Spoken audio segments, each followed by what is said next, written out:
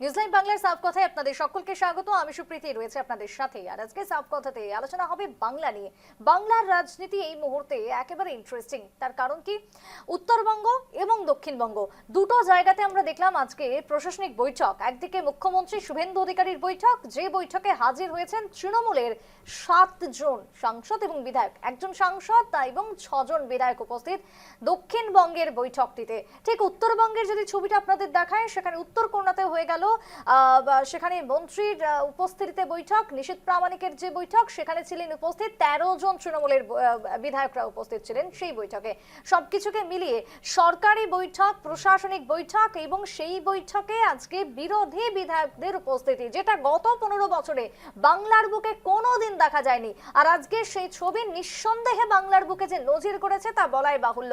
আর সেই নিয়ে থাকবে আজকে আমাদের এই আলোচনাতে আমার সাথে থাকবেন তৃণমূল, বিজেপি, সিপিএম, 3 রাজনৈতিক দলের 3 প্রতিনিধি এবং সঙ্গে অবশ্যই উপস্থিত থাকবেন রাজনৈতিক বিশ্লেষক হিসেবে সুকান্ত ঘোষ। আমি শুরুতেই এই মুহূর্তে আমার সাথে তৃণমূল এবং বিজেপি জুড়ে গেছেন। আমি যাব তৃণমূল এবং বিজেপি। প্রথমেই যেহেতু রয়েছেন, আমি একটু বিজেপির থেকে শুরু করব। প্রণয় দা রয়েছেন। প্রণয় দা, স্বাগত জানাচ্ছি আপনাকে নিউজিল্যান্ড বাংলার এই মুহূর্তে সাফ কথাতে। তবে আজকের যে ছবিটা দেখলাম, একদিকে উত্তরকন্যা এবং অন্যদিকে কল্যাণীর বৈঠক, দুটো জায়গাতেই দেখা গেল একেবারে সরকারি প্রশাসনিক বৈঠক এবং সেই বৈঠকে কোথাও গিয়ে বিরোধী বিধায়কদের উপস্থিতি। কোথাও গিয়ে কি একটা ইতিবাচক বার্তা দিতে চাইছেন আপনাদের সরকার? প্রণয় দা।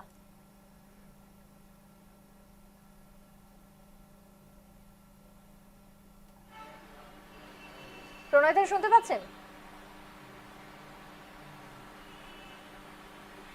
না, প্রণয় দা শুনতে পাচ্ছেন না। এই মুহূর্তে আমার সাথে জুড়ে গেছেন সিপিএম এর পক্ষ থেকে রয়েছেন শুভজিৎ, রয়েছেন এই মুহূর্তে আমার সাথে। শুভজিৎ, এই যে ছবিটা আজকে দেখা গেল, যেটা আজকে সরকারি বৈঠক, বিশেষ করে প্রশাসনিক বৈঠক, এবং সেই বৈঠকে আজকে হাজির একেবারে বলা যায় বিরোধী বিধায়করা, এবং অন্যদিকে তৃণমূল তাদের যে ড্যামেজ কন্ট্রোলের চেষ্টা চলছে প্রতিদিন কালীঘাট থেকে, সেই ছবিটাও ধরা পড়েছে। কি বলবে বাংলার এই মুহূর্তে রাজনীতি নিয়ে? জানি না আপনি তৃণমূল তৃণমূল করছেন কেন, কারণ তৃণমূল বলে যে দলটা ছিল, এটা ছিল মানে দলটা যারা 15 বছর শাসন করেছে সেই দলটা তো 4 তারিখের পর থেকে আর নেই। এখন যারা নির্বাচিত হয়েছে বিধায়ক হিসাবে, হয়তো তৃণমূলের প্রতীকে তারা নির্বাচিত হয়েছে। হুম। এখন তারা সকল এলাকার বিধায়ক। এখন এই বিধায়কের তো আর দল হয় না হবে। তাও যদি তুমি আপনি রাজনৈতিক পরিচিতি বা রাজনৈতিক ভিত্তি থেকে দেখে বলেন, সেক্ষেত্রে হয়তো ওই 80 জন মতো বিধায়ক তৃণমূল থেকে জিতেছেন, তৃণমূলের সিম্বল। কিন্তু এখন তার মধ্যে কয়জন তৃণমূলে আছেন এই নিয়ে তো সন্দিহান তৃণমূল দলের অভ্যন্তরীণ দেখা যাচ্ছে। এবং আমরা তো দেখছি বারবার তৃণমূলের মুখপাত্ররা এসে এসে তৃণমূলের বিরুদ্ধে খারাপ খারাপ কথা বলছে। মানে যে যতটা এত নিচু কথা আমরা হয়তো যারা বিরোধী রাজনীতি করে আমরা কথা বলিনি, কিন্তু তৃণমূলের মুখপাত্ররা এসে বলছে। তৃণমূলের এমএলএ, তৃণমূলের এমপি, তৃণমূলের পৌর প্রধান, তৃণমূলের অন্যান্য থেকে জিতেছে তৃণমূলের প্রতীকে, এরকম লোকেরা যে কথাগুলো বলছে, এখান থেকে আপনার দেখে মনে হয় তৃণমূল বলে কিছু পশ্চিমবঙ্গে আছে? আমার তো মনে হয় না। এবার দেখুন, বিরোধী শাসক সমস্ত মিলিয়ে সরকার, পশ্চিমবঙ্গে তৃণমূল সরকারের আমলে আমরা দেখেছি যে বিরোধী দলের বিধায়ক, সেটা বাম বাম বিধায়ক হতে পারে, কংগ্রেস বিধায়ক হতে পারে, বিজেপি বিধায়ক হতে পারে, আইএসএফ বিধায়ক হতে পারে, এদেরকে ডাকা হতো না। পুরো সরকারটাকে নিজের একটা পারিবারিক অনুষ্ঠান বলে মনে করতো রাজ্যের মুখ্যমন্ত্রী, যে দলীয় পারিবারিক অনুষ্ঠান, দলের পরিবারের একটা অনুষ্ঠান। সে কারণে এই ধরনের আমরা চিত্র দেখতাম না। কিন্তু আমার মনে হয় আসলে যখন নাকি একটা সরকার চলে, সেই সরকারে তো সব দলের বিধায়ককেই ডাকা উচিত, কারণ বিধায়ক যে যখন হয়ে যায় সে তখন আর কোনো দলের বিধায়ক থাকে না, সে সারা এলাকার বিধায়ক হয়ে যায়। এখন তৃণমূলে এই সংস্কৃতি পশ্চিমবঙ্গে রেখেছে বলে এখন নতুন এটা অবাক করা কাণ্ড লাগছে। আর দুই, যেটা মনে হচ্ছে চারদিকে যে পরিবেশ তৃণমূলের দলের লোকেদের বা তৃণমূলের নির্বাচিত হওয়া প্রতিনিধি দেখে মনে হয়, আমি আপনাকে বলছি এদের মধ্যে হাফ লোক পুজোর আগে চলে যাবে বিজেপিতে, মানে সরাসরি। এখন মানে উপর বিজেপি করছে, এখন সরাসরি বিজেপি করবে, তারপর কদিন সরাসরি বিজেপি করবে। তার মানে তৃণমূলের যারা তৃণমূল জিতেছে, দলটার এখন অস্তিত্ব টিকিয়ে রাখায় কি দায়ী হয়ে অস্তিত্বহীন, পড়ছে? অস্তিত্ব দায় টিকার কি আছে? এটা তো মানে প্রশ্নটার ফ্রেমিং এ ভুল আছে। এই দলটা নেই। এই দলটা এখন যদি জোর করে এখন আপনি বলেন যে আমি দল রেখে দেবো এরকম ব্যাপার। এখন ধরুন আমি আপনাকে একটা উদাহরণ দিচ্ছি। ধরুন ইস্ট পাকিস্তান বলে একটা দেশ ছিল। এখন ইস্ট পাকিস্তান বলে কোনো দেশ পৃথিবীতে এক্সিস্ট করে না। এখন বাংলাদেশ বলে একটা দেশ এক্সিস্ট করে। এখন কেউ যদি বলে ইস্ট পাকিস্তান, সে তো ব্যাপারটা সেরকম হয়ে যাবে। বা আমি আপনাকে বলছি, খুব মানে অন্য আঙ্গিক দিয়ে বলছি, ধরুন কোনো একটা জিনিস সেটা আর এক্সিস্ট করে না। ধরুন আপনি বললেন যে প্রজা সোশ্যালিস্ট পার্টি নামে একটা পার্টি ছিল, সেই পার্টিটা আর নেই। বা বা ধরুন এরকম অনেক দল ছিল যারা, যে দলগুলো হয়তো আগে এক্সিস্ট করতো এখন তারা এক্সিস্ট করে না, বা এমন কোনো স্ট্রাকচার যেগুলো এখন এক্সিস্ট করে না। হুম। তো আর যেগুলো এক্সিস্ট করে না সেগুলোকে জোর করে এক্সিস্ট করানোর তো আপনি চেষ্টা করলে বেশ, হবে না, আমি তৃণমূল চেষ্টা দল করলে হবে আদৌ না, তারা নিজেরাই অস্তিত্ব এক্সিস্ট তার করে না। রয়েছে কিনা বা বিলীন হয়েছে কিনা তার উত্তর আমি অবশ্যই নেব। তৃণমূলের থেকে পার্থপ্রতিম বা পার্থসারথী গুহ জুড়ে যাবেন আর কিছুক্ষণের মধ্যেই। তবে একটু আমি অন্যান্য যারা রয়েছে আমি যাবো। এই মুহূর্তে আমার সাথে জুড়ে গেছেন সকলেই। এই মুহূর্তে প্রণয়দা জুড়ে গেছেন আমার সাথে শিলিগুড়ি থেকে। ওবিসি মোর্চার প্রেসিডেন্ট প্রণয় ঘোষ রয়েছেন। প্রণয়দা, আজকে যে ছবিটা আমরা দেখতে পেলাম, একদিকে উত্তরবঙ্গ এবং দক্ষিণবঙ্গ দুটো জায়গাতেই সরকারি বৈঠক, এবং সেই বৈঠকে উপস্থিত বিরোধী দলের বিধায়করা, একেবারে নজির গড়ল বাংলার বুকে। আর এই ছবিটাই কি এতদিন ধরে হওয়া উচিত ছিল না, যেটা 15 বছর ধরে হলো না? প্রণয়দা। নমস্কার দিদি, নমস্কার নিউজ বাংলাকে। দেখুন, 15 বছরে মমতা ব্যানার্জি যে সংস্কৃতি চালু করে দিয়েছেন, আমরা বারবার বলেছি এ সংস্কৃতি বাংলার সংস্কৃতি নয়, এ সংস্কৃতি চলতে পারে না। আমরা মানুষের আশীর্বাদ নিয়ে এসেছি, মানুষ আমাদের ভোট দিয়েছে, আমরা সরকার গঠন করেছি। সরকার গঠন করে সমস্ত প্রশাসনিক বৈঠকে আমরা দেখিয়েছি কি করে প্রশাসন পরিচালনা করতে হয়। তৃণমূলের যারা বিধায়ক আছেন, সাংসদ আছেন, তারা জনপ্রতিনিধি, তারা অবশ্যই আসবেন সরকারি প্রশাসনিক বৈঠকে, এবং তারা এসেছেন। যা তৃণমূল কংগ্রেস গত 15 বছর মানুষকে বঞ্চিত করেছিল, বিরোধী দলকে আসতে দেয়নি, বিরোধী দলকে ধমকি দিয়েছে, হুমকি দিয়েছে, প্রশাসনিক বৈঠকে যাদের আসার কথা, যারা জনপ্রতিনিধি, তাদেরকে পর্যন্ত আসার সুযোগ করে দেয়নি। আমরা ভারতীয় জনতা পার্টি অন্য একটা সংস্কৃতিতে বিশ্বাসী, অন্য একটা ধারায় বিশ্বাসী। সে ধারা হলো মানুষের যারা জনপ্রতিনিধি, যারা মানুষের কথা বলে, তারা অবশ্যই প্রশাসনিক সুযোগ সুবিধা পাবে, এবং প্রশাসনিক যে বৈঠক আছে তারা সেখানে যোগদান করার সুযোগ সুবিধা পাবে, তাদের কথা শোনা হবে, তাদের কাজ করা হবে। তো আজকে তৃণমূলের সাংসদরা, বিধায়করা প্রশাসনিক বৈঠকে এসেছেন। বাংলার যে সংস্কৃতি হারিয়ে গিয়েছিল সেটা পুনরুদ্ধার হচ্ছে। বাংলার মানুষ বিজেপির দিকে তাকিয়ে আছে, বাংলার মানুষ উন্নয়নের দিকে তাকিয়ে আছে। তাই আমরা নতুন নজির গড়লাম। আপনারা আগামী দিনে দেখুন, আরো অনেক অনেক কার্যক্রম হবে, অনেক অনেক কাজকর্ম হবে, যাতে বাংলার ভবিষ্যৎ উজ্জ্বল হয় সেই স্বার্থে। আর বাংলার ভবিষ্যতের স্বার্থে, বাংলার শিল্পায়নের স্বার্থে, বাংলার কর্মসংস্থানের স্বার্থে আমরা চাই যারা বিরোধী দলে আছেন, যারা অন্যান্য দলের সাংসদ আছেন, বিধায়ক আছেন, তারা যথাযথ সম্মান পাবেন, তারা জনপ্রতিনিধি সুলভ আচরণ করবেন এবং সরকারকে সহযোগিতা করবেন, সরকারের সহযোগিতা পাবেন। তারা অবশ্যই তারা বিরোধিতা করবেন, গঠনমূলক বিরোধিতা করবেন, কিন্তু শুধুমাত্র অন্ধের মতো বিরোধিতা করবেন, শুধুমাত্র রাজনীতি করার জন্য বিরোধিতা করবেন, বাংলার মানুষকে বঞ্চিত করার জন্য বিরোধিতা করবেন, এটা তাদের কাছে আমরা কাম্য করি না, কামনা করি না। আর সেটা করি না বলে আমরা বিরোধীদের ভূমিকা অত্যন্ত গুরুত্বপূর্ণ, সেটা আমি মনে করি। এবং গণতন্ত্রে বিরোধীদের ভূমিকা যে গুরুত্বপূর্ণ রয়েছে তাকে মর্যাদা দেওয়ার জন্যই আজকের এই দুটো ছবি উঠে আসলো বাংলার দুই প্রান্ত থেকে। আমি এবার একটু তৃণমূলের কাছে যাব। পার্থদাও জুড়ে গেছেন আমার সাথে। পার্থদা, একদিকে যখন কাকলি ঘোষ দস্তিদার, তার সাথে তৃণমূলের এই যে দূরত্ব কোথাও গিয়ে একটা বাড়ছিল, যে জল্পনা তৈরি হয়েছিল, তারই মাঝে যখন এই বৈঠক প্রশাসনিক, সেই বৈঠকে হাজির স্বয়ং কাকলি ঘোষ দস্তিদার, তৃণমূলের সাংসদ, আরো 6 জন বিধায়ক হাজির হলেন। ঠিক উত্তরবঙ্গের ছবিটা যদি দেখি, সেখানে 13 জন বিধায়ক হাজির হলেন তৃণমূলের। সরকারি বৈঠক এতদিন, অর্থাৎ আপনাদের সময় 15 বছরে কেন দেখা গেল না সরকারি বৈঠকের এই ছবিটা?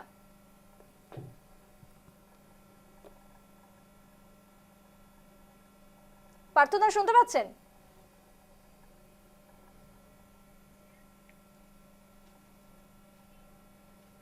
না, পার্থদার এই মুহূর্তের সাথে আমার যোগাযোগ নেই। আমি একটু চলে যাব, রাজনৈতিক বিশ্লেষক আমার সাথে জুড়ে গেছেন। এই মুহূর্তে রয়েছেন সুকান্ত দা। সুকান্ত দা, স্বাগত জানাচ্ছি। এই মুহূর্তে যে আলোচনা আমাদের চলছে, যে প্রশ্ন আমি পার্থদার কাছে করছিলাম, সেই একই প্রশ্ন আপনার কাছে আমি রাখবো, যে আজকের দিনে সরকার গঠন হয়েছে, যেখানে একটা মাসও পেরোয়নি, মাত্র 20-25 দিনের মধ্যে যে ছবিটা আমরা দেখতে পাচ্ছি, যেটা 15 বছরে আমরা দেখতে পেলাম না। বলে একটা কথা আছে, সুশাসন এবং সুশাসন কায়েম তখনই হয় যখন বিরোধী দলকে কনফিডেন্সে রাখা যায়। এবার তুমি মনে রাখবে, ব্রিটেনে কিন্তু রাজা রানী যে বিরোধী দল, তাকে বলে হিজ অ্যান্ড হার্টস ডাইনাস্টিক অপোজিশন। সুতরাং সেক্ষেত্রে দাঁড়িয়ে বিরোধী দলের অতিরিক্ত গুরুত্ব অনস্বীকার্য।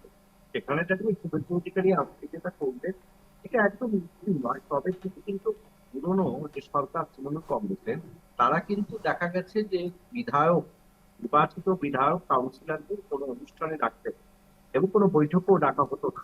এবং এখন শুভেন্দু অধিকারী কিন্তু এটাও বলতে শোনা যাচ্ছে যে তাদের আজ প্রথম তো বিরোধীদের কথা শোনা হবে, তাদের থেকে পরামর্শ যদি ওনারা দেন সেটাও তিনি নেবেন, এবং তুমি দেখলে আজকে নিশীথ প্রামাণিকের বৈঠকেও উত্তরবঙ্গে যেটা হলো সেখানেও কিন্তু অনেক বিধায়ক যোগ দিয়েছে। কারণ দেখো, বিধায়কের কাজ হচ্ছে অঞ্চল ভিত্তিক। তার অঞ্চলের জনস্বাস্থ্যমূলক কাজ থেকে শুরু করে বিভিন্ন রকম পরিষেবা দেওয়ার থেকে শুরু করে সেগুলো চালাতে গেলে কিন্তু সরকারের সমর্থন প্রয়োজন আছে সুপ্রীতি।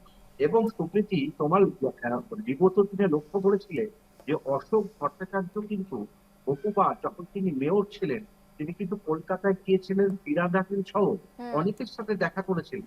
কেন করেছিলেন? কারণ যেন তার যে কাজগুলো রয়েছে মেয়র হিসেবে সেগুলো যেন সুচারুভাবে করতে পারে।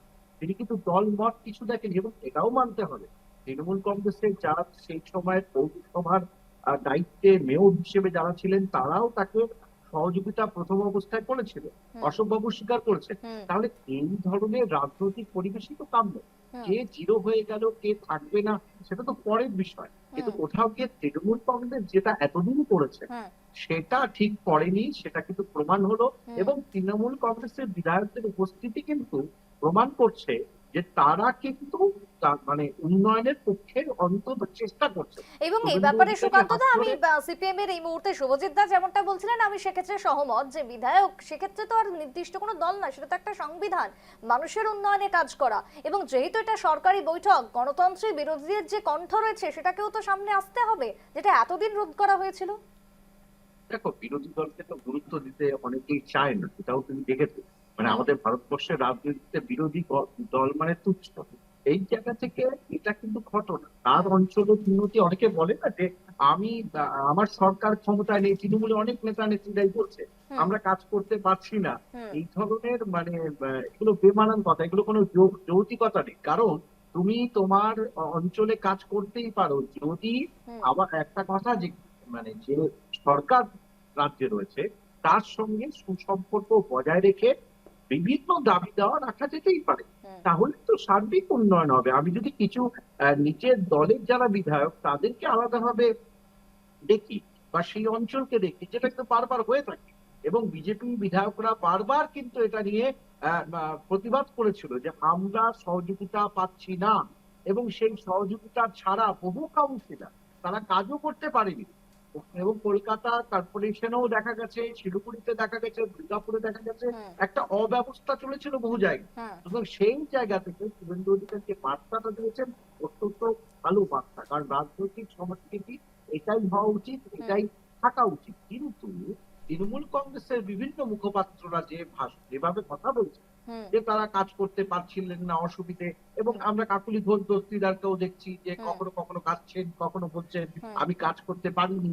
এই কথাগুলো কোনো তো অনেক বর্ষিয়ান রাজনীতিবিদ, এবং তিনি এই কথাগুলোর কোনো কারণে যেন বিজেপিকে প্রভাবিত না করে। মানে বিজেপিকে বলতে চাই না, এই সরকার যেন কোনো বেনজটকে না ঢোকায়, যে তার দলের যারা রয়েছে তাদের নিয়ে বিরোধী দলকে কনফিডেন্সে নিয়ে কাজ করুন, কিন্তু দল ভাঙানোর খেলা যেন না। এটা যে কোনো দলের ক্ষেত্রেই ক্ষতিকর, সে যে দলেই থাক না কেন। সুতরাং সুপ্রীতি, এদিক থেকে বলতে গেলে প্রশাসনিক বৈঠক মানে কিন্তু মুখ্যমন্ত্রী মানে সকলের মুখ্যমন্ত্রী। সুতরাং তার বিভিন্ন দাবি দাওয়াটাকে তাকে তো রাখতে হবে। তো সেই বৈঠকে তার জন্য আমন্ত্রণ জানানো হয়েছিল, তারা এসছে। এবং শুভেন্দু অধিকারী যেটা বলেছেন আজকে, আমি একটু শোনাবো, আমি থামাবো একটু সুকান্তদাকে। আজকের যে প্রশাসনিক বৈঠক, সেই বৈঠকে বিরোধীদের ডাকা এবং সেই প্রসঙ্গে ঠিক কি বললেন মুখ্যমন্ত্রী শুভেন্দু অধিকারী, শোনাবো।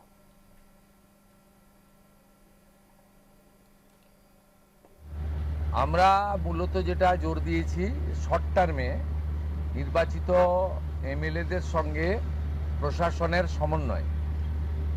একটা নতুন ব্যবস্থা চালু হয়েছে যেখানে শাসকের আইন নয়, আইনের শাসন। আমরা তো ডাক পাইনি 5 বছর। আমি প্রথম দিন থেকেই বলেছিলাম প্রশাসনিক মিটিংয়ে আমরা সব এমএলএদের ডাকব, আর বিশেষ বিশেষ এমপিদের ডাকব। আমরা মূলত যেটা জোর দিয়েছি, শর্ট টার্মে নির্বাচিত এমএলএদের সঙ্গে প্রশাসনের সমন্বয়। একটা নতুন ব্যবস্থা চালু হয়েছে যেখানে শাসকের আইন নয়, আইনের শাসন। আমরা তো ডাক পাইনি 5 বছর।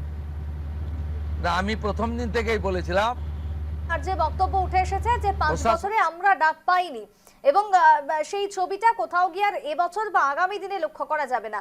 আমি চলে যাব আবারও আলোচনাতে। অনেকক্ষণ ধরেই আমি তৃণমূলকে আলোচনায় রাখার বা আনার চেষ্টা করছি, কিন্তু প্রায় 15 মিনিট পেরিয়ে গেল, এখনো পর্যন্ত তৃণমূলের সঙ্গে আমরা যোগাযোগ করতে ব্যর্থ। তাহলে কি এই শো থেকেও পরিষ্কার যে তৃণমূল নিজেকে কোথাও গিয়ে সামনে আনতে এবার ভয় পাচ্ছে? আমি আবারও একটু যাব বিজেপির কাছে, যেখানে প্রণয়দা রয়েছেন। প্রণয়দা, এই যে বক্তব্য উঠে আসলো যে 5 বছরে আমরা কোনোদিন, 15 বছরে আমরা কোনোদিন ডাক পাইনি বা কখনোই পেতাম না, সেই ছবিটা আর হবে না বা আসবে না, তারই একটা কোথাও গিয়ে কি নজির গড়ে তুললেন আজকে নতুন সরকার? দেখুন, মমতা ব্যানার্জি একদিকে গণতন্ত্রের টুটি চেপে ধরেছেন, অন্যদিকে যারা জনপ্রতিনিধি ছিলেন বিরোধী দলের তাদের কণ্ঠকে রুদ্ধ করার চেষ্টা করেছেন, আর যারা সাধারণ মানুষ ছিল তাদের যে আকাঙ্ক্ষা ছিল তা দলিত করে পিষে হত্যা করেছেন। এ ছিল মমতা ব্যানার্জির রাজনীতি, এ ছিল তৃণমূলের রাজনীতি। এই ঘৃণ্য রাজনীতি থেকে আমরা প্রথম থেকে বলেছি, বাংলার মানুষের কাছে আমরা প্রতিজ্ঞাবদ্ধ যে ঘৃণ্য রাজনীতি থেকে আমরা বেরিয়ে আসব। তাই আমরা যখন দেখি যে আমরা বিজেপি যখন নতুন করে বিজেপি সরকার বারবার বলছে, যখন দেখলাম তৃণমূল সরকার গত যে বিধানসভা নির্বাচনের পর কত মানুষকে হত্যা করেছে, কত মানুষকে রক্তাক্ত করেছে, হসপিটালে ভর্তি করেছে, বাড়িঘর জ্বালিয়ে দিয়েছে, বাড়ি থেকে বিতাড়িত করেছে, আমরা বলেছি না একটা মানুষের উপর আঘাত হবে না, একটা মানুষের উপর অত্যাচার করা যাবে না, কারো বাড়িতে আগুন দেওয়া যাবে না।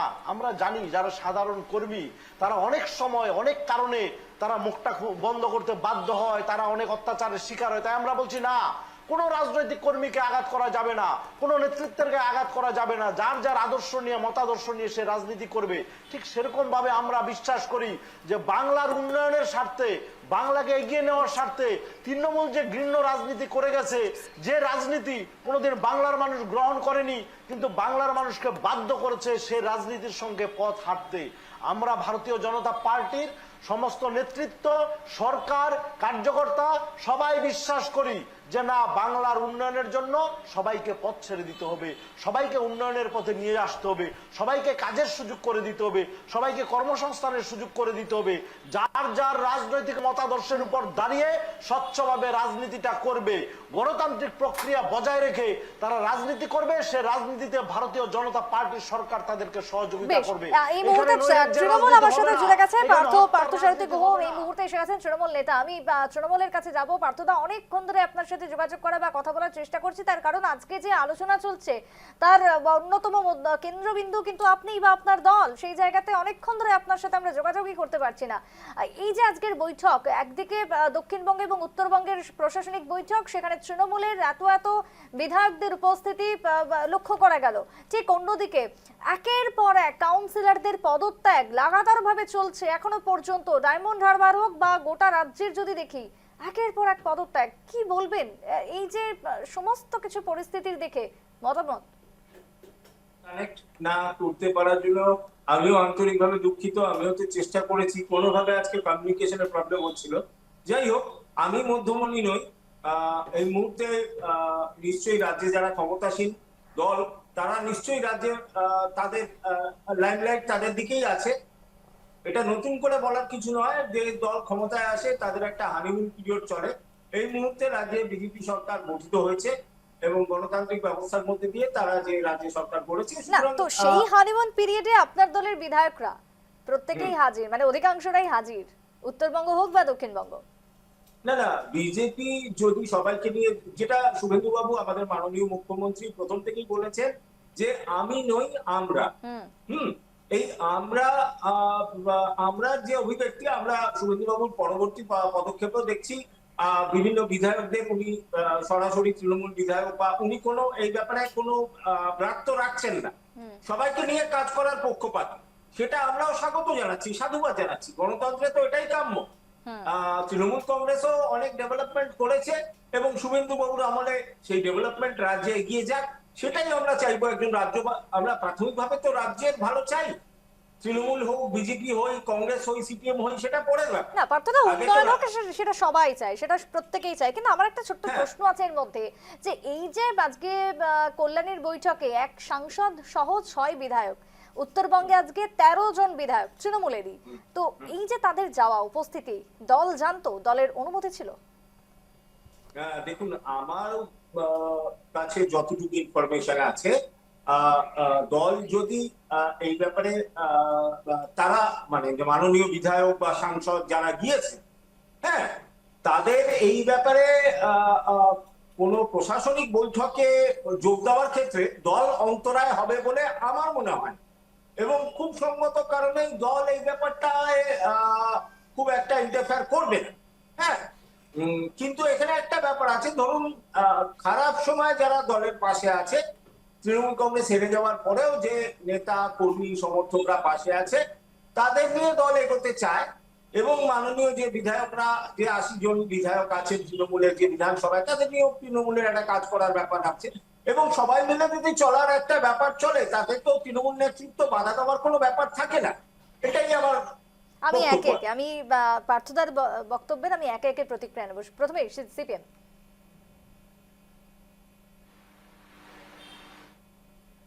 ভার্সনে কথা বলছেন, কিন্তু তৃণমূলের মুখ্যমন্ত্রী বা তৃণমূলের যে পরিষদীয় নেতা বিধানসভার অভ্যন্তরে, তার বক্তব্য এক নয়। কারণ মমতা বন্দ্যোপাধ্যায়ের কথা হচ্ছে যে ওনাকে নাকি জোর করে হারিয়ে দেওয়া হয়েছে, তাই সরকারটাই নাকি বৈধ না। এদিকে তৃণমূলের প্রতিনিধি এখানে বলছেন যে শুভেন্দু অধিকারী অমুক তমুক। আমি জানি না উনি আগামী দিনে তৃণমূলে জয়েন করবে কিনা, আমার জানা নেই, হয়তো আসলে তাই হতে পারে। কারণ বিজেপি তৃণমূল পার্টি তো পুরোটাই বিজেপি হয়ে যাচ্ছে।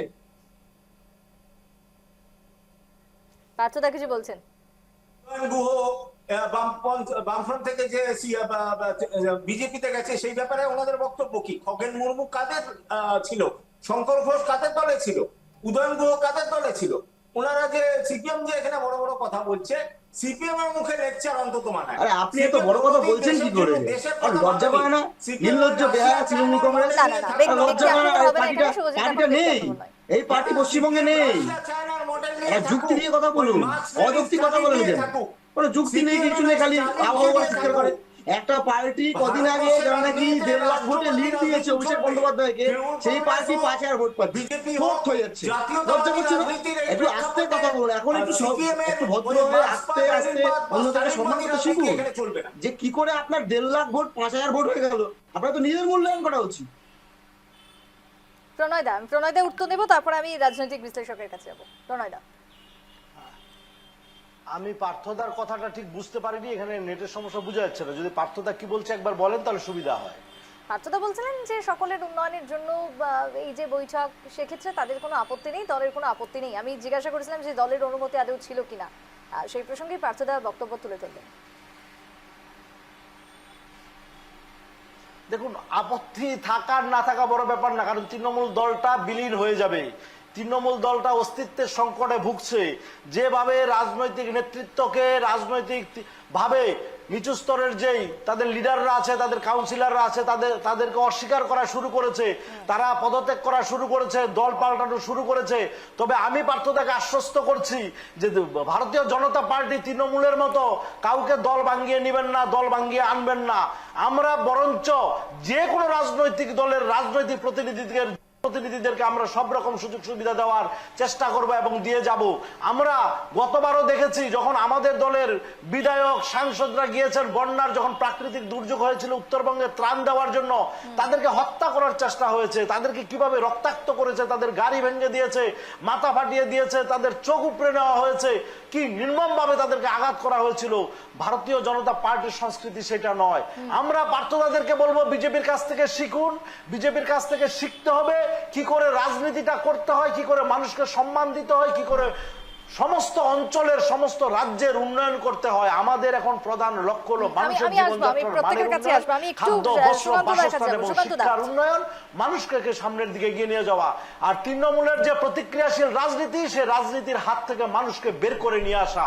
আমরা বিরোধী দলে যারাই থাকেন, সমস্ত বিরোধী দলের সাংসদদের বিধায়কদের বলবো, এই প্রতিক্রিয়াশীল রাজনীতি ত্যাগ করুন, মানুষের উন্নয়নে কাজ করুন, মানুষের দরজায়, মানুষের ঘরে কি করে সুস্থ রাজনীতি পৌঁছে দেওয়া যায় সে চেষ্টা করুন। আমি সুকান্তদার কাছে যাব। সুকান্তদা, 7টি পৌরসভার প্রায় 115 জন কাউন্সিলর, ডায়মন্ড হারবারের 16 জনের মধ্যে 8 জন কাউন্সিলর ইস্তফা দিয়ে দিয়েছেন ইতিমধ্যে।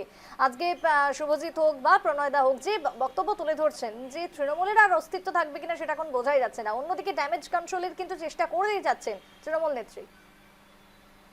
দেখো, প্রথম কথা তো এটা তো রেজিমেন্টেড পার্টি নয়, বা মাস বেস ক্যাডার পার্টি নয়, সুতরাং সেখানে দাঁড়িয়ে সেই রাজনৈতিক দল যেখানে একজন মাত্র নেতা, মানে একটাই পোস্ট, বাকিটা ল্যাম্পোস্ট করে যারা মানে বেসিক্যালি বলছে রাজনৈতিক দলকে বিরোধীরা, এটা ভুল। কারণ বাকিটা দেখা যাচ্ছে যে একমাত্র সেকেন্ডিং কমান্ড অভিষেক বন্দ্যোপাধ্যায় ছাড়া বাকিদের কোনো কথা, এবং সঙ্গে আইপ্যাক যে তিনজন ছাড়া বাকিদের কথা তো খুব বেশি গুরুত্ব পেত না। এবার সবচেয়ে বড় সমস্যা তৃণমূল কংগ্রেসে যে যারা যারা পদ হারিয়েছে, কাকলি ঘোষ এরা এতদিন ধরে বহু সুবিধা তিনি পেয়েছেন, এটা তো কোনো সংশয় নেই, একদম সব সুবিধা পেয়েছে। হঠাৎ করে একটা পেলেন না, উনি বললেন কান্নাকাটি করে ছেড়ে দিন। এটা অন্য কোনো রাজনৈতিক দলগুলোতে খুব কম হয়, কিন্তু তৃণমূল কংগ্রেস সাংগঠনিক ভাবে অত্যন্ত শক্তিশালী, যেটা তারা ভেবেছিল, দেখেছিল উত্তরবঙ্গ সহ পুরো পশ্চিমবঙ্গ।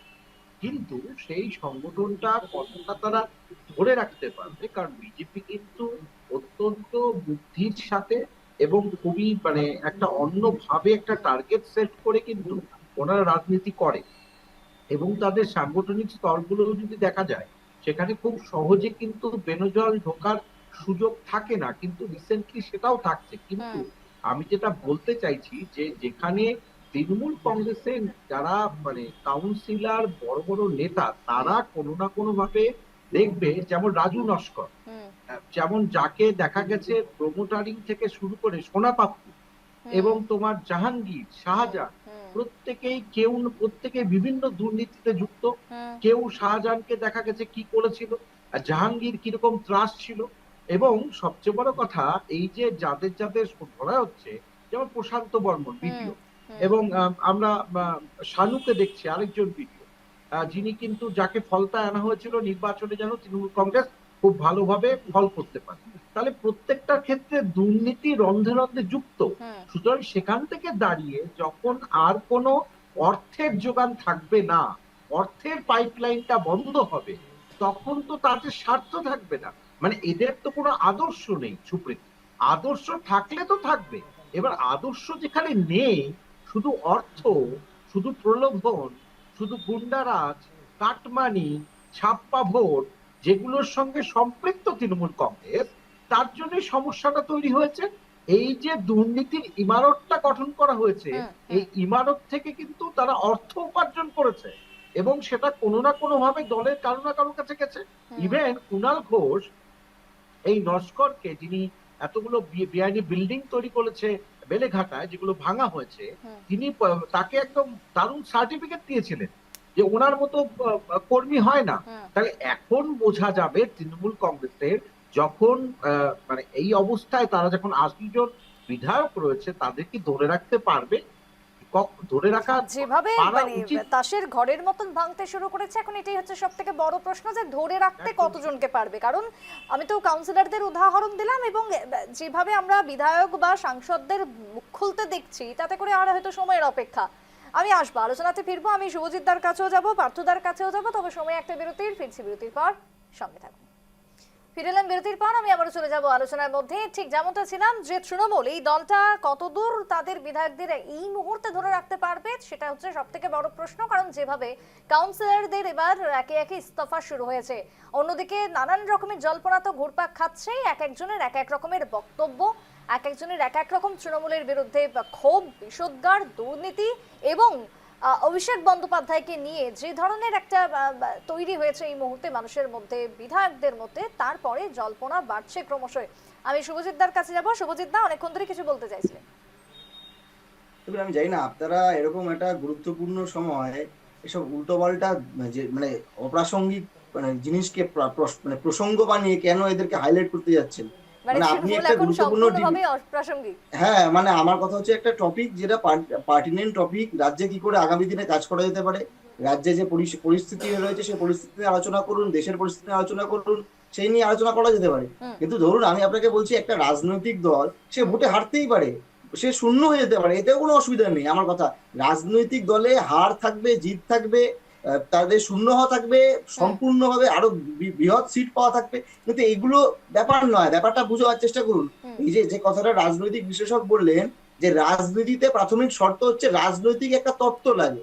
একটা নীতি লাগে, আদর্শ লাগে। সে নীতি আমার পক্ষে হতে পারে, বিপক্ষে হতে পারে, কিন্তু একটা দল যদি ক্রিমিনাল চোর চিটিংবাজদের নিয়ে তৈরি হয় এবং পুরোটাই টাকা পয়সার বিনিময়ের কেন্দ্র করে, ক্ষমতার বিনিময় দেখে তৈরি করা হয়, তাহলে তাই যা হয় তাই হয়েছে।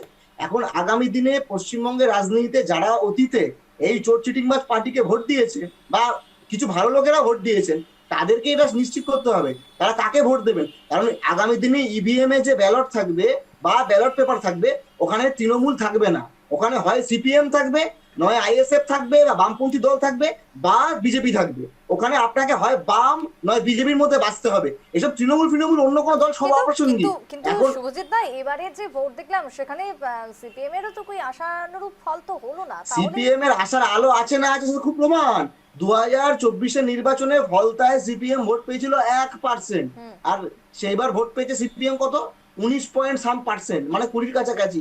এখন দেখুন, একটা সদ্য সরকার তারা ক্ষমতায় এসছে, তাদের দিকে একটা ইলেকশনের প্রভাব থাকবে, একটা ফ্লো থাকবে, স্বাভাবিক, এতে কোনো তার ভুল মানে কিছু বিজেপি নেই। বিরোধী এবং ভোট এখন একটা সিপিএম এর দিকেই যাবে, এটাই বলতে চাইছেন? স্বাভাবিক, এটা বিজেপি বিরোধী ভোট না, সরকারের পক্ষে ভোট বিজেপির পক্ষে যাবে, এবং সরকার বিরোধী ভোট মানে সেটা সিপিএম এর পক্ষে যাবে। এর বাইরে আর কোনো ইকুয়েশন নেই, এর অন্য কোনো ইকুয়েশন প্রার্থীদের টানা থেকে মানে আমি এই বেকার reply সময় নষ্ট করে। অজিত বাবু এতক্ষণ বলছেন যে বিজেপির দিকে ভোটটা, মানে বিজেপি বিরোধী ভোটটা সিপিএম এর দিকে যাবে। সিপিএম দিকে সিপিএম কেন তাদের পুরনো বন্ধু কংগ্রেসকে কেন ভুলে যাচ্ছে?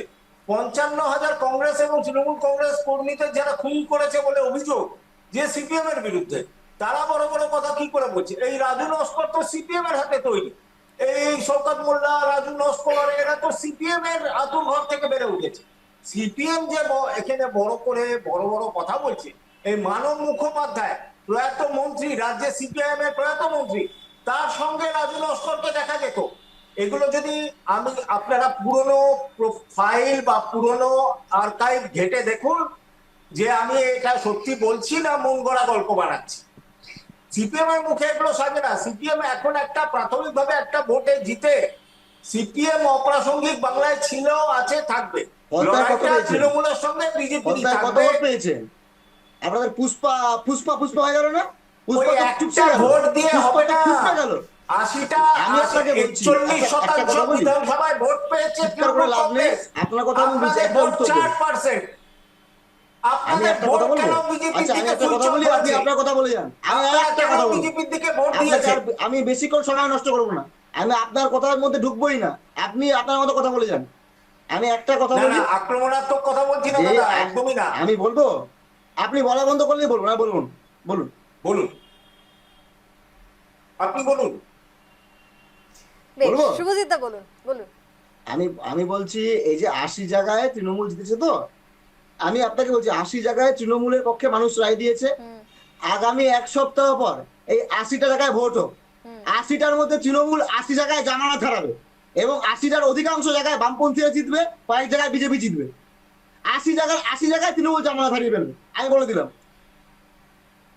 মানে এটা কি গণৎকার হিসেবে বলছে? আমি প্রণয়দার কাছে যাবো একটু। প্রণয়দা, এই যে সিপিএম এবং তৃণমূলের মধ্যে যে এই মুহূর্তে যে লড়াইটা চলছে, বাস্তবে রাজ্যের মাটিতে একই রকমের লক্ষ্য করা গেছে। আমাদের লড়াই বিজেপির সাথে, তৃণমূল অপ্রাসঙ্গিক দল, ওদের সাথে কোনো লড়াই নেই, লড়াই বিজেপির সাথে। দেখুন, সিপিএম তো জাতীয় রাজনীতি থেকে মুছে গেছে। কেরালায় যে সরকারে ছিল সিপিএম, সেখানেও হেরেছে। তারা শুরু করেছিল ঠান্ডা করে বসে বসে ঠান্ডা মাথায় মানুষকে কি করে বিভ্রান্ত করা যায়, মানুষকে কি করে কঙ্কাল সারা বের করে আনা যায়, সমাজকে কি করে উলঙ্গ করা যায়, এই ছিল তাদের রাজনীতি। সেই রাজনীতির হাত থেকে বাংলা মুক্তি পেয়েছে। তাই আমরা এখন দেখি একে একে বেরোচ্ছে যে প্রশাসনের কর্মকর্তা থেকে শুরু করে তৃণমূলের রাজনৈতিক নেতারা কি করে দুর্নীতির পাহাড়ে ডুবেছিল। আমরা দেখি শত শত কোটি টাকা যে সম্পদ তারা ঘুরেছে, সেটা একে একে বেরোচ্ছে, তারা এরেস্ট হচ্ছে। তো তৃণমূল কংগ্রেস অস্তিত্ব বিলীন হয়ে যাবে, তারা হারিয়ে যাবে, তাদেরকে নিয়ে আর ভাবার সময় বাংলার মানুষের নেই। তাদেরকে নিয়ে আর ভাবার সময় নষ্ট করার কোনো কারণ আছে বলে আমরা মনে করি না। আগামী দিনে বিরোধী দল হিসাবে কোনো রাজনৈতিক দল উঠে আসবে। সিপিএমও যেভাবে মনে করেন যে দুর্বৃত্তায়নের রাজনীতি চালু করেছিল এই বাংলায়, যেভাবে হারমাদের রাজনীতি চালু করেছিল, তাই বাংলার মানুষ সিপিএম কেও আর ফিরিয়ে আনতে ইচ্ছুক নয়। তারা বাংলার মানুষ, সিপিএম একবার যে জায়গা থেকে হারিয়ে যায় সেই জায়গায় আর ফিরে আসে না। তাই বাংলার মানুষ সিপিএম এবং তৃণমূল দুটাকেই পরিত্যাগ করেছে, তাদের ফিরে আসার সম্ভাবনা নেই।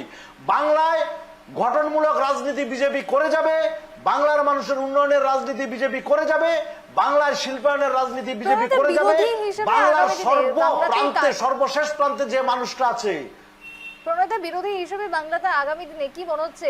বিরোধী দল অবশ্যই বাংলায় থাকবে।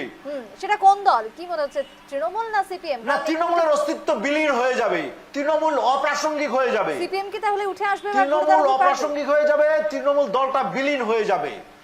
সিপিএম এর উঠে আসার কোনো সম্ভাবনা নেই। সিপিএম এর কাছ থেকে বাংলার মানুষ যে তিক্ত অভিজ্ঞতা পেয়েছে, বাংলার মানুষের যে শিক্ষা সিপিএম দিয়েছে, সিপিএম এর উঠে আসার অবশ্যই গণতন্ত্রের বিরোধী দলের ভূমিকা থাকবে। রাজনীতিতে দিনে হয়তো বাংলায় দেখবেন গঠন অবশ্যই সৃষ্টি হবে। রাজনীতিতে বামের সঙ্গে ডানের লড়াই, এর বাইরে আর কিছু হয় না। তাই যদি বিজেপির সঙ্গে সিপিএম এর গঠনমূলক বিরোধিতা করে অন্যদিকে বিজেপি অন্যরকম রাজনীতি দেখতে চাচ্ছে, বাংলার মানুষ দেখতে চাচ্ছে গঠনমূলক রাজনীতি, উন্নয়নের রাজনীতি। এইখানে খুনের রাজনীতি বাংলার মানুষ আর চাচ্ছে না। বাংলার মানুষ অনেক দেখেছে স্বাধীনতার পর থেকে প্রতিক্রিয়াশীল রাজনীতি, খুনের রাজনীতি, মস্তানের রাজনীতি, জায়গায় জায়গায় যেভাবে বাংলাকে ধীরে ধীরে পিছিয়ে দিয়েছে। এখানে শিক্ষায় বাংলা এক নম্বরে ছিল, শিল্পায়নে এক নম্বরে ছিল, সংস্কৃতিতে এক নম্বরে ছিল। সে বাংলা আজকে পিছুতে পিছুতে ভারতবর্ষের মানচিত্র হারিয়ে গিয়েছে। তারা চেয়েছিল বাংলাকে বিচ্ছিন্ন করে ভারতবর্ষের মানচিত্র থেকে তারা বাংলাকে একেবারে আলাদা করে দেওয়ার একটা চক্রান্ত করেছিল দীর্ঘদিন ধরে।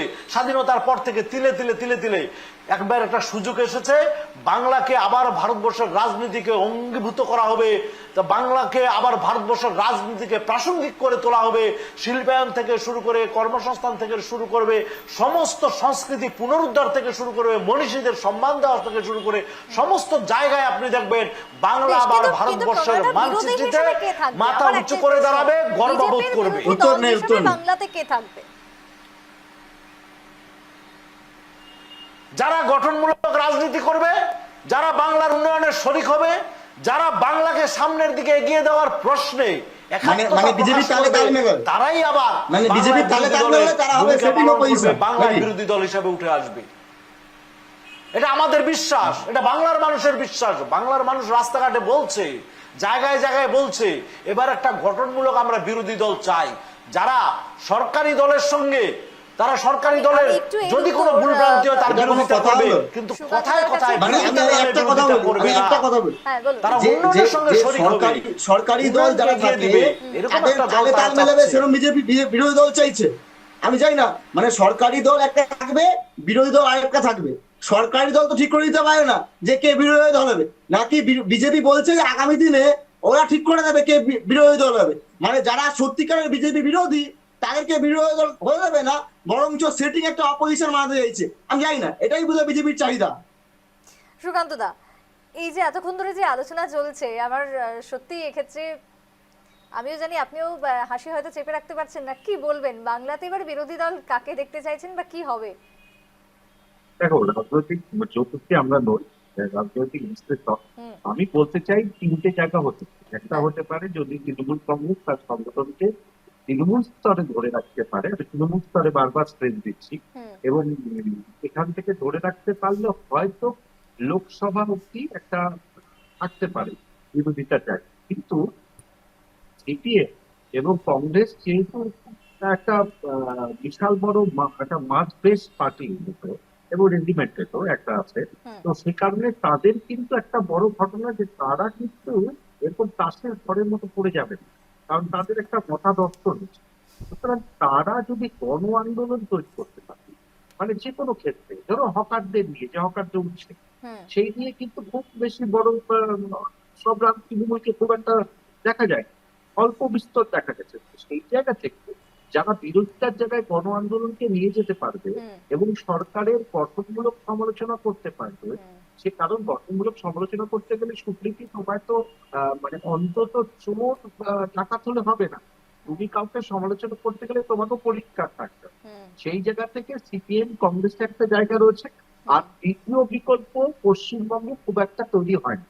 এবার ককরোচ পার্টির মতো যে পার্টিগুলো মূলত ফেসবুক, হোয়াটসঅ্যাপ, টুইটারে দাপাদাপি করেছে, তারা বেসিক্যালি নেপাল, বাংলাদেশের মতো ছোট ছোট দেশে এগুলো হয়, কিন্তু ভারতের মতো এত বড় একটি দেশে, তবে হ্যাঁ, দুর্নীতি যদি সর্বোচ্চ শিখরে পৌঁছে যায়। যদি গুড গভর্নেন্স না থাকে তাহলে তৃতীয় পক্ষের আশা আসতেই পারে, কারণ সিপিএম বা কংগ্রেস তারা কিন্তু জনভিত্তি হারিয়েছে, এটা মানতেই হবে। কারণ তারা জনভিত্তি হারিয়েছে বলেই তারা কিন্তু এতটা সিট পায়নি, এবং ফলতার নির্বাচন নিয়ে কথা হচ্ছে, কিন্তু ফলতায় তো বেসিক্যালি সংখ্যালঘু যারা, তারা তো সিপিএম ছাড়া বাকি তৃণমূলকে ভোট দিয়ে লাভ নেই। তারা বুঝতে পেরেছে ওর জন্যই সিপিএম এর ভোটটা বৃদ্ধি পেয়েছে। কিন্তু এটা বলতে হয় সিপিএম এর যিনি ক্যান্ডিডেট তিনি কিন্তু অন্তত একটা ফাইট দিয়েছেন। এবার দ্বিতীয় বিকল্প হিসেবে সিপিএম যদি উঠে আসে বা কংগ্রেসও উঠে আসে তাতে আমাদের অসুবিধে নেই। আমাদের সমস্যা হচ্ছে দুর্নীতি মুক্ত এমন যে দলগুলো একসময় আমাদের রাজ্যের বর্তমানে ছিল, তারা যদি বিজেপির কোনো সমালোচনা করতেই পারে, কিন্তু এই বলে এই কথা স্বীকৃতি নেই যে বিজেপি সারা জীবন পশ্চিমবঙ্গে থাকে। ঠিক। তার এটা কিন্তু কংগ্রেসও ভেবেছিল, সিপিএম বামপন্থীরাও ভেবেছিল, তৃণমূলও ভেবেছিল। কিন্তু মনে রাখতে হবে জনগণের শাসন যেন কায়েম হয়, আইনের শাসন, যেটা শ্রমিক বাবু এবং মুখ্যমন্ত্রী বলছেন সেটা যেন হয়, এবং ভালো তৃণমূল খারাপ তৃণমূল এই ভাগটা যেন করা না হয়, যে আমি ভালো তৃণমূলকে নেব। এই ঘটনাগুলো থেকে একটু দূরে থাকতে অন্তত বিজেপি প্রথম থেকে যে জায়গায় ছিল যে কাউকে নেবে না বা পরবর্তীতে নেবে, সেটা একটু ভাবা উচিত। ভালো খারাপটা আপেক্ষিক, সুপ্রীতি। একদম তাই। আমি আসবো, আবারও ফিরে আসবো আলোচনাতে। সময় আরো একটা বিরতির, ফিরছি বিরতির পর, সঙ্গে থাকুন। ফিরে এলাম বিরতির পর, আমি আবারও চলে যাব আলোচনার মধ্যে, যেখানে দুই বৈঠক এবং দুই বৈঠকেই আজকে বিরোধী বিধায়কদের আমন্ত্রণ, তারা উপস্থিত, এবং যদিও এ ব্যাপারে দলের কি মতামত রয়েছে তা এখনো পর্যন্ত পরিষ্কার বা স্পষ্ট নয়, বিশেষ করে তৃণমূলের। তবে অন্যদিকে একের পর এক যেরকম ভাবে ঘর ভাঙছে, ইস্তফা দিচ্ছে তৃণমূল, সেক্ষেত্রে দলটা নিয়ে এখন আজকের এই আলোচনার মধ্যে উঠে এসেছে একাধিক প্রশ্ন। আমি একটু শুভজিৎদার কাছে যাব একটা প্রসঙ্গে। শুভজিৎদা, এই যে যখন আজকে বিজেপি ক্ষমতায় আসার পর একের পর এক সিদ্ধান্ত মুখ্যমন্ত্রী জানিয়ে দিয়েছেন, বিভিন্ন রকমের আমরা পরিবর্তন দেখছি, নানান রকমের নতুন নতুন জিনিস আসতে চলেছে যেটা বিগত দিনে ছিল না। এই যে নতুন সরকারের কাজ বা যে বক্তব্য মুখ্যমন্ত্রীর, কিভাবে দেখছেন? দেখুন, বক্তব্য তো অনেক অনেক ধরনের বক্তব্য রাখছেন। আমি যদি বলি যে কিছু ক্ষেত্রে যে বক্তব্যগুলো রাখছেন সবটাই যে একেবারে ভুয়ো, আমি সে কথা বলছি না, কিন্তু কিছু ইতিবাচক বক্তব্য রাখলেও সেটার বাস্তবিক রূপায়ণ আমরা এখনো অব্দি দেখিনি। আশা করছি আগামী দিনে দেখতে পাবো, দেখলে ভালো হবে। যেমন অনেক ক্ষেত্রে, যেমন আমি বলছি, যেমন বলা হয়েছে যে বিভিন্ন ধরনের যে সরকারি প্রকল্প তার যে টাকার কথা বলা হয়েছে সেগুলো বৃদ্ধি করা হবে বা সেগুলো পাওয়া যাবে, কিন্তু এখন কিন্তু অলরেডি মে মাসের মধ্যে এখনো কিন্তু আমাদের সাধারণ মানুষ তারা কিন্তু প্রকল্পগুলো পায়নি। এবং কেউ ভাবতে পারেন যে প্রকল্পগুলো হয়তো আগামী দিনে আসবে, জুন মাসে আসবে, জুলাই মাসে আসবে, হয়তো 1 মাস 2 মাস প্রশাসনের ডিলে হচ্ছে, কিন্তু এটাও মাথায় রাখতে হবে একটা বড় অংশের মানুষ কিন্তু এই প্রকল্পগুলোর উপর নির্ভর করে তাদের জীবনযাপন, তাদের কিন্তু ক্ষতি হচ্ছে, তারা কিন্তু অসুবিধার মধ্যে পড়ছে। আমি দুই যে কথাগুলো বলি, দেখুন আপনি যে বলা হচ্ছে অবৈধ নির্মাণ ভাঙার কথা বলা হচ্ছে, খুব ভালো, অবৈধ নির্মাণ ভেঙে দেওয়া উচিত, শেষ করে দেওয়া উচিত, একদম ঠিক। কিন্তু অবৈধ নির্মাণের মধ্যে যে অংশের মানুষ থাকে, যারা হয়তো এই তৃণমূলের 15 বছরের দুর্নীতির জাতাকলে পড়ে সেই নির্মাণগুলোর সঙ্গে থেকে গেছে বা সেখানে থাকতে বাধ্য হয়েছে, সেই মানুষগুলো যদি আপনি পরিকল্পনা না করে সেগুলো ভেঙে দেন, তাহলে সেই মানুষগুলো কিন্তু রাস্তায় চলে যাবে। আজকে আপনি হকারের কথা বলছেন, আমি হকারের কথা বলি, স্পেসিফিক্যালি বলি। দেখুন, হকারদের আপনি তুলে দিয়ে বিউটিফিকেশন করতে চাইছেন, আমি মানলাম, আপনার যুক্তি বুঝতে পারলাম। তাহলে যে মানুষগুলো হকারি করে, যে মানুষগুলো হকারি করে খায়, তারা তো ফাঁকায় হকারি করে খায় না, তারাও পেটের টাই হকারি করে। তারা যদি শিল্পায়ন বা কাজের মধ্যে দিয়ে, বা ধরুন এই যে নির্দিষ্ট যে দোকানগুলো আছে বা হক করে তারা যেখানে বিক্রি করে, সেই জিনিসগুলো যদি সরকার দায়িত্ব নিতে পারে, যে সরকার বলে যে আমরা রাষ্ট্রায়ত্ত ব্যবস্থা করব, আমরা এদেরকে নির্দিষ্টভাবে কিছু মোটা অঙ্কের টাকা প্রতি মাসে সরবরাহ করব, তার বিনিময়ে তারা হচ্ছে এখানে কাজ করবে, এই দোকানে কাজ করবে বা এই জায়গায় কাজ করবে, সংস্থায় কাজ করবে, সেই সমস্ত সংস্থা সরকার গ্রহণ করুক। আমরা পশ্চিমবঙ্গ সরকার, ভারত সরকারের পক্ষে, আমাদের রাজনৈতিক বিভেদ থাকতে পারে তার সঙ্গে যারা এই সরকারগুলো রাখছে, আমরা তো ভারতবর্ষ সরকার বা পশ্চিমবঙ্গ সরকারের বিরুদ্ধে নই। আমরা বরঞ্চ চাই যে আরো বেশি সংখ্যক জিনিসপত্র সংস্থাগুলোকে সরকারি আওতায় আনা হোক এবং এদের সামাজিক সুরক্ষায় আনা হোক, এদেরকে স্বাস্থ্য সুরক্ষা থেকে শুরু করে সামাজিক সুরক্ষা এগুলো প্রদান করা হোক। এই কাজ যদি সরকার করতে পারে, নিশ্চিতভাবে সরকারকে আমরা ওয়েলকাম জানাবো। কিন্তু অতীতের যে অভিজ্ঞতা, অন্য রাজ্যের যে অভিজ্ঞতা, সে অভিজ্ঞতা তা নয়। 2004-এর পর থেকে যারা সরকারি কর্মচারী, তারা পার্মানেন্ট পেনশন পায় না, তাদের একটা পেনশন দেওয়া হয়, যেই পেনশনটা হচ্ছে আগেকার সরকারি কর্মচারীদের পেনশনের মতো নয়। তাহলে এটা তো দোগলাম, দ্বিচারিতা।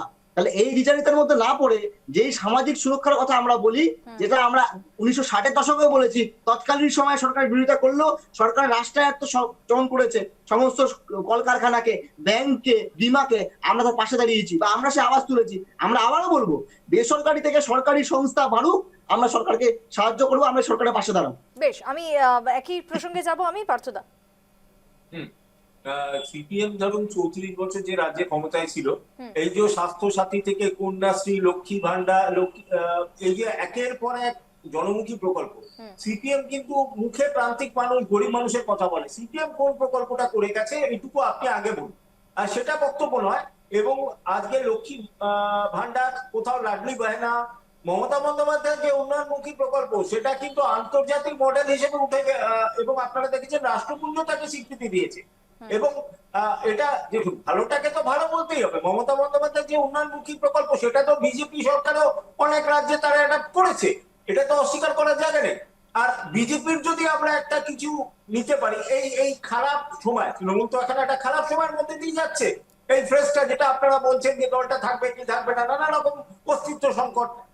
তা আমি বিজেপি থেকে একটা এক্সাম্পল নিতে পারি। 1984 সাল, রাজীব গান্ধী মারা যাওয়ার পর, ইন্দিরা গান্ধী মারা যাওয়ার পর 1984 সালের 31 অক্টোবর 1984 সালের লোকসভা ভোটের পর, যেবার কংগ্রেস ম্যাক্সিমাম মেজরিটি নিয়ে রাজ্যে কেন্দ্রে ক্ষমতায় আসে, রাজীব গান্ধী প্রধানমন্ত্রী হন, তখন কিন্তু দেখা গিয়েছিল বিজেপির মাত্র 2 জন সাংসদ ছিলেন, অটল বিহারী বাজপেয়ী এবং লালকৃষ্ণ আদবানি, 2 অভিন্ন হৃদয় বন্ধু। এবং সেই বিজেপি আজকে 42 বছরে সেই বিজেপি কোথায় গিয়ে পৌঁছেছে? রাজ্যের 22টা রাজ্যে ক্ষমতায় আছে। বিজেপি থেকে এক্সাম্পল নিয়েই বলছি আমরা, বিজেপি যদি এইভাবে এই জায়গায় পৌঁছাতে পারে, তৃণমূল কংগ্রেস এবারও অসমে একটা বিধানসভা কেন্দ্রে বিধায়ক আছে তৃণমূল কংগ্রেসে, এবং এত খারাপ সময়ের মধ্যেও কিন্তু অসমের মতো জায়গায় দাঁড়িয়ে তৃণমূলের ক্যান্ডিডেট জিতেছে। মেঘালয়তে অতীতে দেখেছি আমরা তৃণমূল প্রার্থীরা জিতেছে। এরকম তৃণমূলের রেকর্ড আছে, ট্র্যাক রেকর্ড আছে। আমি একটু এবার প্রণয়দার কাছে যাব। প্রণয়দা, সিপিএম এর আমরা যে বক্তব্যগুলো পেলাম তার মধ্যে হচ্ছে যে বেশ কিছু ক্ষেত্রে আপনাদের যে প্রতিশ্রুতি রয়েছে সেগুলোকে এগিয়ে নিয়ে যাওয়া এবং সেগুলো কতদূর হবে। অবৈধ নির্মাণ যেমনটা তিনি তুলেছেন যে ভাঙা হচ্ছে, খুব ভালো কথা, কিন্তু এই অবৈধ নির্মাণের মধ্যে এমন বহুজন রয়েছে, তাদেরকে কি পুনর্গণ বাসস্থান দেওয়া হচ্ছে কিনা বা হকার হচ্ছে, সেক্ষেত্রে এই প্রসঙ্গটা উঠে আসছে যে তারা কোথায় থাকবে, তারা কোথায় খাবে, তাদেরও তো পেট চালাতে হবে। দেখুন, অবশ্যই যে প্রতিশ্রুতি ভারতীয় জনতা পার্টির নেতৃত্ব দিয়েছে তা অক্ষরে অক্ষরে পালন করা হবে। আপনারা দেখছেন তার কার্যক্রম, মন্ত্রিসভা, মুখ্যমন্ত্রী শপথ যেদিন নিয়েছে তারপর দিন থেকে তার কার্যক্রম শুরু হয়ে গিয়েছে। সে নিয়ে কোনো দ্বিমতের জায়গা নেই, কোনো সন্দেহের জায়গা নেই। যে যে প্রকল্প আমাদের নেতৃত্ব বলে গিয়েছে, সে প্রকল্প পশ্চিমবঙ্গের বুকে লাগু হবে। সেটা নিয়ে আমি বলবো সিপিএম, তৃণমূল কংগ্রেস সবাইকে বলবো, আপনাদের এটা নিয়ে ভাবতে হবে না, আপনারা নিশ্চিন্ত থাকুন। বাংলার মানুষের স্বার্থে বিজেপি সরকার যত দূর যাওয়ার, বাংলার সরকার তত দূর যাবে। আর কর্মসংস্থানের প্রশ্নে হকার উচ্ছেদ থেকে শুরু করে কিছু কিছু জায়গায় যে সিন্ডিকেট রাজ তৃণমূল কংগ্রেস চালিয়েছে, যে সন্ত্রাসের রাজ চালিয়েছে, যেভাবে দুর্নীতির রাজ চালিয়েছে, সে সিন্ডিকেট রাজ ভেঙে দেওয়ার জন্য, বাংলার মানুষকে মুক্ত করার জন্য, বাংলার মানুষের উপর যেভাবে তারা অর্থনৈতিকভাবে চেপে বসেছিল একটা, তার হাত থেকে বাংলার মানুষকে মুক্তি করার জন্য, মুক্তি দেওয়ার জন্য আমাদেরকে সিন্ডিকেট রাজ ভাঙতে হয়েছে। কিছু কিছু জায়গায় যেভাবে অবৈধভাবে শুধুমাত্র নিজেদের পোষা কিছু মানুষকে তৃণমূল কংগ্রেস বসিয়েছে, সেই মানুষগুলোকে মানুষের প্রয়োজনে উচ্ছেদ করা হচ্ছে। তাদেরকে অবশ্যই বিকল্প কর্মসংস্থানের ব্যবস্থা করা হবে, তাদের জায়গা দেওয়া হবে, তাদের পরিবারের কথা চিন্তা করা হবে। থাকলো আপনার অবৈধ যে নির্মাণ, অবৈধ নির্মাণের অনুমতি দিয়ে তৃণমূল কংগ্রেসের একদম সর্বোচ্চ স্তর থেকে সর্বনিম্ন স্তর পর্যন্ত জায়গায় জায়গায় যেভাবে লুটতরাজ করেছে, সমস্ত পশ্চিমবঙ্গের নানা প্রান্তে আপনি দেখবেন জায়গায় জায়গায় অবৈধ নির্মাণ। সে অবৈধ নির্মাণের বিরুদ্ধে শুধু বিজেপি নয়, বাংলার মানুষের একটা ক্ষোভ ছিল। বাংলার মানুষের কাছে আমরা প্রতিশ্রুতিবদ্ধ, প্রতিজ্ঞাবদ্ধ। বাংলার মানুষ চাচ্ছে সে অবৈধ নির্মাণ ভাঙ্গা হোক। অবৈধ নির্মাণ ভাঙ্গা শুরু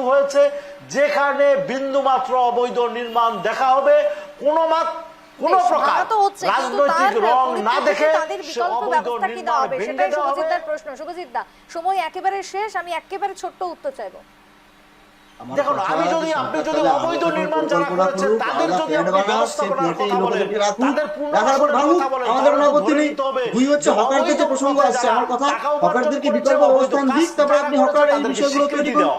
আপনারা আমরা তো করুন না, পারি আপনারা না। যদি সরকারি বাংলার মানুষের স্কুল যে বেশি করে বানাতে জনতা পারেন, দল, বাংলার বেসরকারি মানুষ স্কুলকে যা চাচ্ছে খুলে তার দিতে পারেন, বিরুদ্ধে গিয়ে আপনারা যদি সরকারি অবৈধ হাসপাতাল যারা বানাতে পারেন, কাজ করেছে, বেসরকারি যারা হাসপাতাল তুলে দুর্নীতি দিতে পারেন, করেছে, তাদেরকে আমরা সব থেকে বেশি পুনর্বাসন খুশি দেওয়া, হব। কিন্তু পুনর্বাসন আপনারা দেওয়া করবেন আমাদের না, নীতি কারণ নয়। সরকারি যারা থেকে আপনারা বেসরকারি সৎ পথে ছিল পরিষেবা তাদের পুনর্বাসন পছন্দ করেন, হবে। কারণ কি যারা অবৈধ এই কাজ বেসরকারি করেছে, স্কুল অবৈধ আর নির্মাণ বেসরকারি করেছে, তাদের হাসপাতাল থেকে পুনর্বাসন কখনো আপনাদের হতে পার্টি পারে না। ফান্ডে মোটামুটি টাকা যারা দেয়, সৎ পথে আপনারা ছিল, দেশটাকে যাদের এই উপর যারা অন্যায় করা পুঁজিপতি হয়েছে, আছে, জুলুম করা এদের কাছে হয়েছে, তাদের বেচতে চাইছেন, পুনর্বাসন হবে। এবং এই স্টেশনগুলো তাদের কথা এই চিন্তা সমস্ত করা হবে, জায়গাগুলোকে একবার আপনারা নয়, আম্বানি 100 বার আদানিকে চিন্তা করা বেচতে চান হবে। বলে এই কাজ আর করছেন। যারা অবৈধ নির্মাণ করে যারা কোটি কোটি বেশ। টাকা কামিয়েছে, বাংলার মানুষকে রাস্তায় নামিয়ে দিয়েছে, আমার তাদের সময় কাছ থেকে যেহেতু সে শেষ, আমি থামাবো। টাকা বাংলার উদ্ধার মানুষকে করা হবে, আমরা তাদের বড় কাছ থেকে লোকের জমি পুনরুদ্ধার লুট করে বিলি ক্ষতিগ্রস্ত করেছি, মানুষকে দেওয়া হবে। আগামী দিনে এটি আমাদের আমরা অঙ্গীকার আবারও ছিল, করব।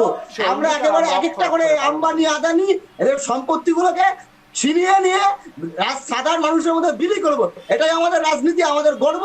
পুঁজিপতিদেরকে রাস্তায় বসিয়ে ভিক্ষা করাবো, আর সাধারণ মানুষকে আবার আলোচনা সেইটা সম্পত্তির এখানেই মধ্যে শেষ নিয়ে যাবো। করতে হবে, কারণ সময় যেহেতু শেষ। আমি চারজনকে ধন্যবাদ জানাবো। আমি রাজনৈতিক বিশ্লেষক ডক্টর সুকান্ত ঘোষ ছিলেন, আমি ধন্যবাদ জানাচ্ছি। আমি সিপিএম এর তরফ থেকে ছিলেন শুভজিৎ সরকার, টিএমসির তরফ থেকে পার্থ প্রতিম গুহ এবং বিজেপির ওবিসি প্রেসিডেন্ট মুখপাত্র প্রণয় ঘোষ। আমি ধন্যবাদ জানাচ্ছি চারজনকে আলোচনাতে থাকার জন্য। তবে এই মুহূর্তে সাফ কথা, যেখানে আজকে আলোচনা চলছিল বাংলাতে, আজকে যে ছবিটা লক্ষ্য করা গেল সেখানে বৈঠক প্রশাসনিক, কিন্তু সেই বৈঠকে বিরোধী বিধায়করা হাজির, একেবারে নজিরবিহীন ঘটনা। এবং এই ছবিটাই হওয়া উচিত ছিল, যেটা 15 বছর ধরে হয়নি। সবকিছু নিয়েই ছিল আলোচনা। তবে আগামী দিনে বাংলার রাজনীতি কি হয়, কোন পথে এগোয়, থাকবে আমাদের অবশ্যই নজরে। শেষ করবো সাফ কথা এখানেই। পরবর্তীতে দেখুন সংবাদ।